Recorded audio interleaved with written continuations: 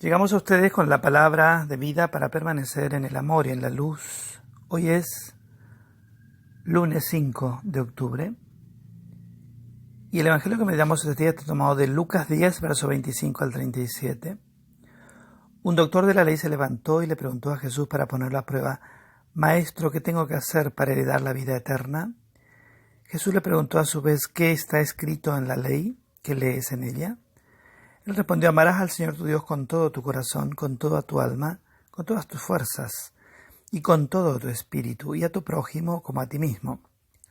«Has respondido exactamente», le dijo Jesús. «Obra así y alcanzarás la vida». Pero el doctor de la ley, para justificar su intervención, le hizo esta pregunta: «¿Y quién es mi prójimo?». Jesús volvió a tomar la palabra y respondió: «Un hombre bajaba de Jerusalén a Jericó y cayó en manos de unos ladrones, que lo despojaron de todo, lo hirieron y se fueron, dejándolo medio muerto.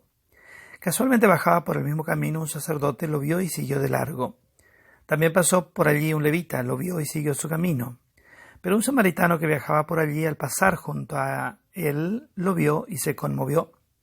Entonces se acercó y vendó sus heridas, cubriéndolas con aceite y vino. Después lo puso sobre su propia montura, lo condujo a un albergue y se encargó de cuidarlo.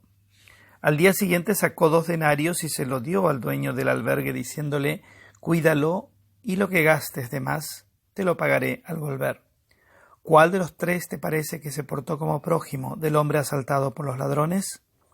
«El que tuvo compasión de él», le respondió el doctor. Y Jesús le dijo: «Ve y procede de la misma manera». Bueno, hemos escuchado cientos de veces este evangelio, ¿no es cierto?, acerca de cumplir realmente los mandamientos, que significa cumplir con la voluntad de Dios en nuestra vida. Amarlo con toda la mente, con todo el corazón y con todo el espíritu, y eso se debe traducir en una acción concreta en mi vida. En realidad el mensaje central del evangelio es este: que tiene que haber una absoluta coherencia, digamos, con lo que yo profeso, creo, y lo digo con mis labios, y lo expreso participando en los ritos y cuando cumplo con los sacramentos y cuando soy parte de un grupo de oración, de un movimiento, cuando soy un agente pastoral de cualquier índole. Claramente lo expreso públicamente y lo confieso con los labios, pero allí es donde emerge el corazón de la esencia del cristiano, que es la práctica, el testimonio de la vida. Y ustedes pueden decir: es obvio que si una persona asume un compromiso apostólico está dando testimonio. Más o menos. A veces lo hacemos por variadas motivaciones que no tienen que ver con quizá el llamado que nos hace Jesús a prestar un servicio que realmente sea de servicio y de entrega al prójimo. Por supuesto que quiero creer y espero que la mayoría de los agentes de pastoral, por supuesto me refiero en sentido amplio, no me refiero a un lugar específico, abracen ese servicio por ese deseo de servir al prójimo. Pero no siempre sucede así. Y entonces allí es donde Jesús nos advierte que la fe exige el testimonio de la vida de una manera absolutamente concorde con lo que Él habla en la parábola. Inclinarse hacia el que está mal, hacia el que está herido, hacia el pobre. Porque expresar públicamente nuestra confesión de fe y participar de los ritos es relativamente fácil, diría es muy fácil. Mucho más difícil es expresar y testimoniar en la vida eso que crees con los labios. Vale decir, amar al prójimo así como Jesús nos pide que lo amemos.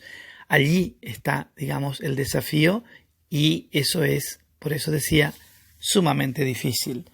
Pero claramente eso es lo que revela y muestra que un cristiano es o no es cristiano. La palabra de Dios es clara, ¿no? La palabra de Dios es clarísima. O estamos dentro del reino de Dios trabajando para Él, o estamos fuera. Estar dentro significa eso que dice Jesús: ver la realidad, conmovernos frente al que sufre, hacernos cargo del que sufre y dar hasta incluso más. No ser mezquinos, ni avaros, ni indiferentes, ni egoístas, porque eso claramente significa que no estamos dentro del reino de Dios y que en verdad no hemos optado por el Evangelio de Cristo.